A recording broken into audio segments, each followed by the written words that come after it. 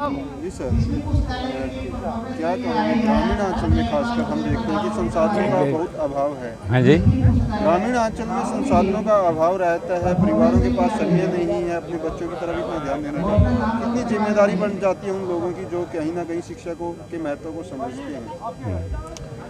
हाँ, आप बिल्कुल सही कह रहे हैं कि जो हमारा ग्रामीण क्षेत्र में हमारे जो शिक्षा की प्रणाली है वो इतनी सशक्त नहीं है जितनी कि शहरों में दिखाई पड़ती है। हालांकि शहरों में भी उतनी ज़्यादा, जहाँ तक महिला शक्ति की बात की जाए तो शहरों में भी अभी उतना ज़्यादा नहीं है जितना कि होना चाहिए था। अगर हम कंपेयर करें साउथ से तो अभी हमारी शिक्षा में महिलाओं का भी और मेल्स का भी जो है काफ़ी अंतर है।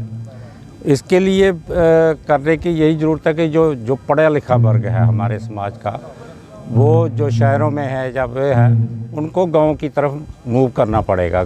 चलो गांव की ओर, और लोगों को वहां जाके हमें इन चीज़ों के बारे में, शिक्षा के बारे में बताना पड़ेगा कि शिक्षा से हमें क्या फ़ायदा है, क्या हो सकता है। एक पढ़ा लिखा व्यक्ति ही, एक पढ़ी लिखी महिला ही जो है वो तरक्की कर सकती है। अदरवाइज़ जो दूसरे जो अनपढ़ महिला के मुकाबले उनकी तरक्की जो है वो काफ़ी होती है। और किसी चीज़ की असलियत पहचानना, किसी चीज़ की असलियत को जानना, इसके लिए पढ़ाई बहुत ज़रूरी है। हमारे जम्मू में भी हम जो जम्मू कश्मीर में जब हम पहली दफ़ा जहाँ आए थे, बदलाव का पहले प्रोग्राम भी हमने अटेंड किया था। उसके बाद हमने जम्मू में एक तो हम सावित्रीबाई फुले मॉडर्न स्कूल के नाम से स्कूल एक चला रहे हैं, तो वो हमने 2016 में शुरू किया था। तो उसके ऊपर हम कोशिश कर रहे हैं कि हमारे जो महापुरुष हैं उनके बारे में बच्चों को शिक्षा दी जाए, क्योंकि दूसरी शिक्षा तो हर जगह मिल जाती है, लेकिन हमारे महापुरुषों के बारे में शिक्षा जो है बड़ी कम दी जाती है। उसी को देखते हुए जो हमारे बच्चन साहब हैं, इन्होंने सावित्रीबाई फुले के नाम पे लाइब्रेरी अपने जो रविदास सभा है वहाँ पे एक खोली है। वहाँ पे भी अच्छा मतलब रिस्पांस है, बच्चे वहाँ पढ़ने आते हैं और मतलब उनकी शिक्षा पे भी ध्यान दिया जाए। हमारे JNK में उतना ज़्यादा अभी इस चीज़ का मतलब जो गांव में, जैसे आपने कहा कि हर जगह का वही है कि उतना ज़्यादा प्रचार और प्रसार नहीं है। दूसरे स्कूल हैं, लोग आजकल का ये एक ट्रेंड बन गया है कि जो मॉडर्न हाई फाई स्कूल हैं वहाँ पे ही लोग डालते हैं बच्चे, जिनकी गाड़ियाँ हैं, बड़ी हैं, वहाँ फीस भी ज़्यादा दे सकते हैं। आपने कहा चलो गांव की, लेकिन आज एक ट्रेंड बन चुका है कि जो भी थोड़ा सा संपन्न हो जाता है चलो शहर की ओर, कि अपने गांव के उन लोगों को छोड़कर, उनके ये क्यों हम शहर की ओर चले जाते हैं। ये जो आप कह रहे हो कि ट्रेंड पिछले चला था कि चलो शहर की ओर, और अब ये भी लग रहा है कि चलो गांव की ओर भी ट्रेंड बन रहा है। क्योंकि पहले फ़र्क क्या था कि जम्मू सिटीज़ में फैसिलिटीज़ ज़्यादा होती थी, गांव में फैसिलिटीज़ नहीं होती थी। आजकल थोड़ी तरक्की हुई है तो गांव में भी हर एक चीज़ की फैसिलिटी है, मोबिलिटी है, हॉस्पिटल्स भी मिल जाते हैं, मार्केट मिल जाती है। तो और गांव का माहौल भी लोगों ने थोड़ी देर देख लिया शहरों में रह के कि उनकी जो हेल्थ रिलेटेड इशू थे, तो जिनका अब गाँव में है तो वो फिर से वापस गांव की तरफ भी लोग जा रहे हैं।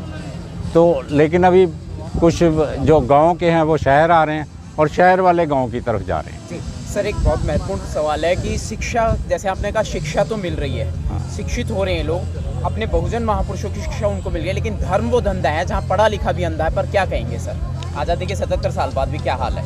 आज़ादी के 70 साल से के बाद कह लो या उससे पहले भी कह लो, धर्म तो एक अफीम है, जिसको चटा दोगे वो उसी के गुण गाएगा। एजुकेटेड लोग भी इसका शिकार हैं। मैंने कहा अफीम है, अफीम किसी को भी चटा दो, चाहे वो पढ़े लिखे को चटा दो, चाहे अनपढ़ को चटा दो, वो नशे में आ जाएगा। तो नशे में जो काम किया जाता है, अफीम का जो नशा होता है वो तो फिर उतर जाता है, लेकिन धर्म का जो नशा है ये चढ़ के फिर उतरता नहीं है। आपकी एजुकेशन प्रणाली में, शिक्षा प्रणाली में इसके लिए कोई फार्मूला है कि इससे बचा जा सके धर्म की अफीम से? अब तो जो इस वक्त का ट्रेंड है, इसमें पहले जैसे लगता था कि कुछ महापुरुषों के ऐसे मतलब वो होते थे जिन्होंने साझा काम किया था। लेकिन आजकल की प्रणाली जो नई शिक्षा प्रणाली आ रही है उनमें से उनको बाहर निकाला जा रहा है, और जो मतलब हिंदुत्व को बढ़ाने के लिए जो काम कर रहे हैं उनका फिर से ऐड हो रहा है। तो अब तो ऐसा लग रहा है कि ये अफ़ीम कुछ ज़्यादा चिटाई जा रही है, और जिससे कि ज़्यादा लोग मतलब अफ़ीम के अंदर आ रहे हैं। इस देश का प्रधानमंत्री भी राम को ला रहा है, संविधान स्कूलों में नहीं पढ़ा रहा है। यही तो लोगों को समझ नहीं आ रही कि जो वही बात वहीं पे आ जाती है कि जो अफ़ीम चटाएगा उसको संविधान के बारे में पता ही नहीं होगा कि संविधान क्या है। वो तो राम के गुण गाएगा, राम के ही गुण गाएगा, वो संविधान को कहाँ गुण। हमारे जो स्कूल हैं जैसे संत रविदास स्कूल है, माता सावित्रीबाई फुले आपने बताया साहब ने शुरू किया 2016 में, और अभी ये जो नया विद्यालय नया प्रशिक्षण संस्थान शुरू होने जा रहा है अपने समाज के लिए या सबके लिए, यहाँ पे क्या संविधान और बहुजन महापुरुषों का इतिहास पढ़ाया जाएगा सर सिलेबस में? पढ़ाना अगर तो एजुकेशन का सिस्टम भी ऐसा है कि बच्चों ने जो पढ़ना है अगर उन्होंने एजुकेशनली देखना है तो शायद सिलेबस में वो उतना इम्पोर्टेंस नहीं होता। रामायण और महाभारत तो आ रही है। हाँ, वो उनको क्वेश्चन भी उसी के बारे में पूछे जाएंगे, और अगर किसी स्टूडेंट ने नंबर लेने हैं तो वो उसके बारे में ज्ञान लेगा जिससे उसको नंबर मिलेंगे। मतलब मार्क्स का आजकल का खेल है, वो मार्क्स के लिए शिक्षा भी एक किस्म की वही वो जनरल शिक्षा नहीं, फॉर्मल मार्क्स लेना ही आजकल की शिक्षा का। तो ये तो हम कंपटीशन संविधान पे भी कंपटीशन रख सकते हैं, और माता सावित्रीबाई फुले बहुत सारे ये नीयत पे डिपेंड करता है ना सर कि जो मैं सवाल सिर्फ इतना था कि क्या हम सिलेबस में शामिल करेंगे?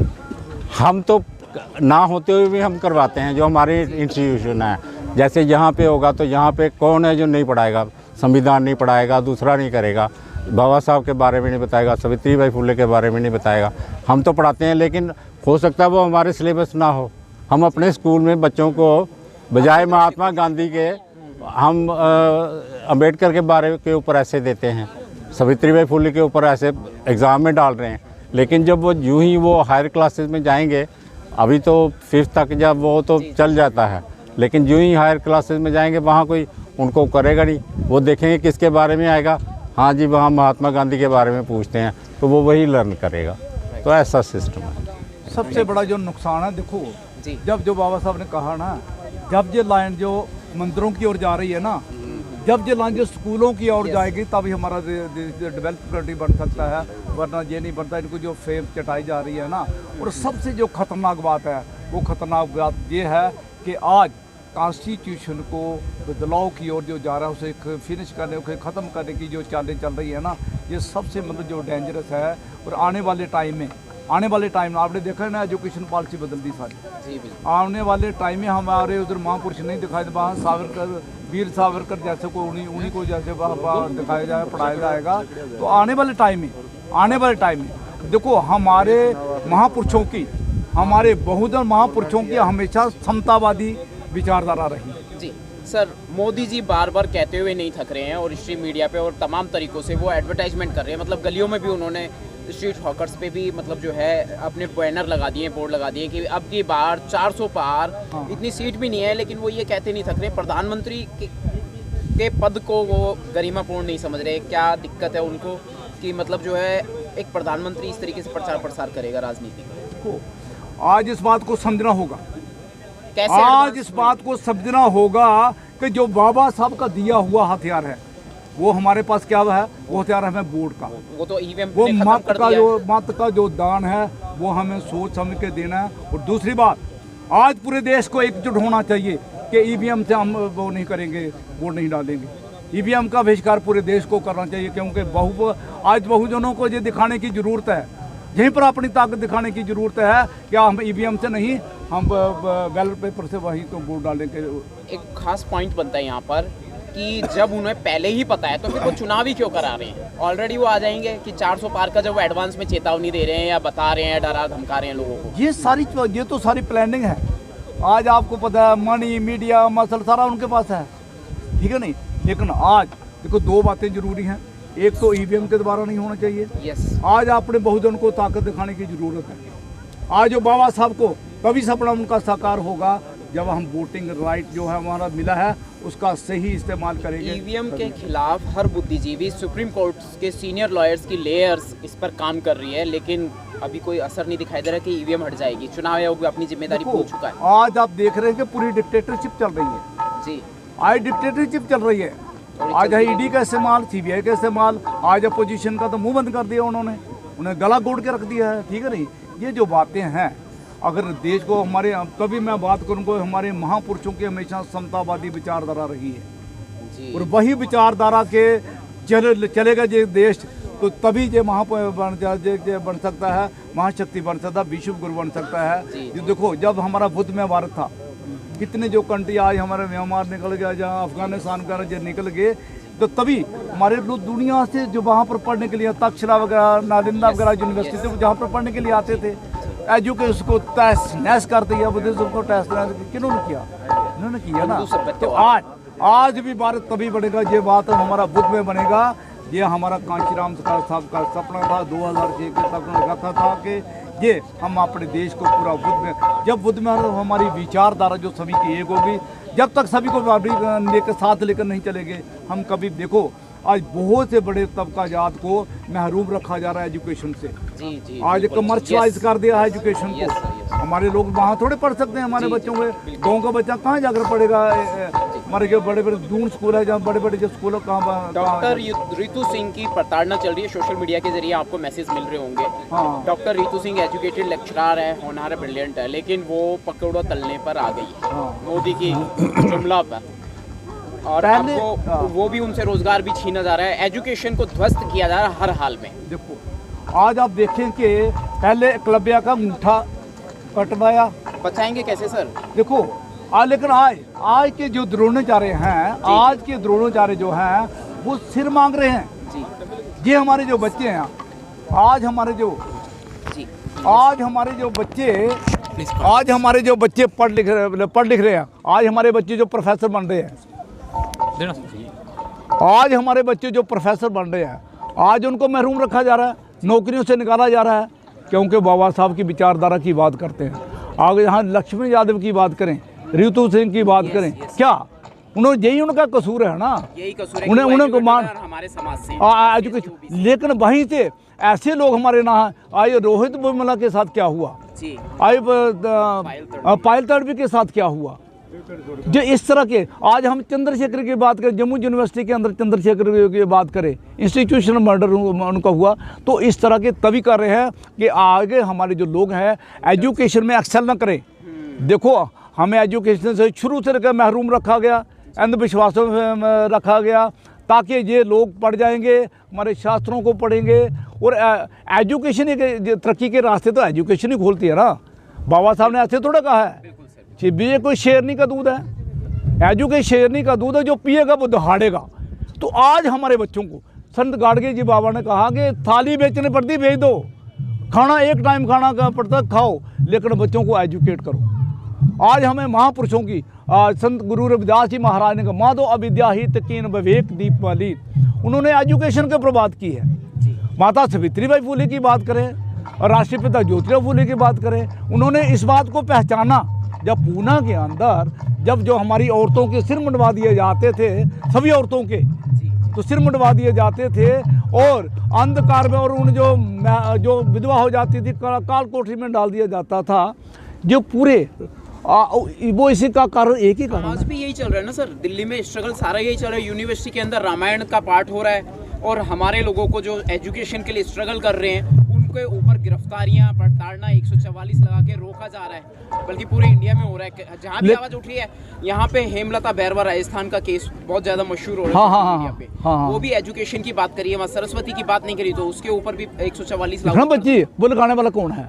वो भी हमारा ही एजुकेशन मिनिस्टर है जिसने उसको सस्पेंड किया, वो भी हमारे लोगों से करा। गुलाम है सर, गुलाम। देखो अगर हम मनीषा बेटी मनीषा की बात करें, हाथरस की बात करें, ठीक है, वहाँ का हमारा मेंबर पार्लियामेंट तो हमारा था, वो भी उसी समाज से था, तो लेकिन उनको मिलने के ना के मनीषा के लिए उन्होंने बात की। देखो आधी रात को जला देना, जीव काट देना, उसकी गर्दन में रोड़ देना, इससे बड़ा न्याय दुनिया में है कोई? पुलिस ने उस क्राइम के सबूत गायब कर दिए, जबकि तलवार दंपत्ति कई साल जेल में रहा सबूत गायब होने के जुल्म में, हाँ जबकि सबूत पता नहीं कैसे मिटा दिए उन्होंने। देखो तो ना, यहाँ तो सबूत ये ऐसे थोड़ा हो गया, ऐसे थोड़ा हो गया। इसमें एक छोटे पुलिस कांस्टेबल से लेकर चीफ मिनिस्टर तक ये सब उसके सभी की डायरेक्शन थी ना, तभी जाकर हुआ ना, ऐसे कैसे हो सकता था? मना इसकी इंक्वायरी नहीं होती। लेकिन लिहाजा दो बातें हैं। एक तो आप हमें अपने बच्चों के, आप खास बच्चों के हाथ में कलम देनी होगी, और दूसरा नशों से दूर रखना होगा। आज हमें अपने बच्चों को, सबसे बड़ी जो ग्लोबल प्रॉब्लम है, देश की प्रॉब्लम है, वो बच्चे हमारे नशों की ओर जा रहे हैं। बच्चे हमारे नशों की ओर ना जाएं, ठीक है। हमारे जो महापुरुषों की विचारधारा है, उस विचारधारा के ऊपर चलें, तब वो नशों में। गुरु रविदास महाराज ने क्या कहा? रविदास मदरा का पीजिए जो चढ़े चढ़े उतराए, ना महर्ष पीजिए जो चढ़े नहीं उतराए। सुरसरी सलल की तवारनी दे संत जन करना पानन। उन्होंने कहा कि गंगा जल की भी क्यों ना शराब बनी हो, तो भी सेवन उसका नहीं करना चाहिए, क्योंकि शराब ही, नशा ही एक ऐसी चीज़ है, दुनिया की जितनी भी बुराइयां हैं वो उसकी जननी है, वो उसकी जननी है। तो लिहाजा अपने बच्चों को आज नशों से दूर रखना, करने से पहले ही रोके, ताकि हाँ, बच्चे उस ओर ना बिल्कुल, जाएं, कच्ची बिल्कुल। उम्र में, टीनेज में। बिल्कुल, ये बहुत बड़ा जो इम्पोर्टेंट जो हमारा मैसेज है। और हमें लड़ने के लिए आज तलवारें थोड़ी चाहिए, हमें रिवाल्वर थोड़े चाहिए, हमें लड़ने के लिए कलम चाहिए। कलम आज हमें बच्चों के हाथ में कलम देनी है, बच्चों के हाथ में कलम देनी है। मतलब उस बाबा साहब ने कहा है ना, pen is mightier than sword. 1000 तलवारों से ज़्यादा ताकत तो कलम के अंदर है। तो आज हमें अपने बच्चों के हाथों में कलम पकड़ानी है। वो यही आज का जो मैसेज है, ये भी इसी के साथ जुड़ा हुआ है कि हमें अपने बच्चों को एजुकेट करना है। एजुकेशन के सिलसिले में भी आज का ये बहुत बड़ा जो महापर्व है। जय भीम, जय भारत। Thank you sir. जय भीम, जय भारत। जैसे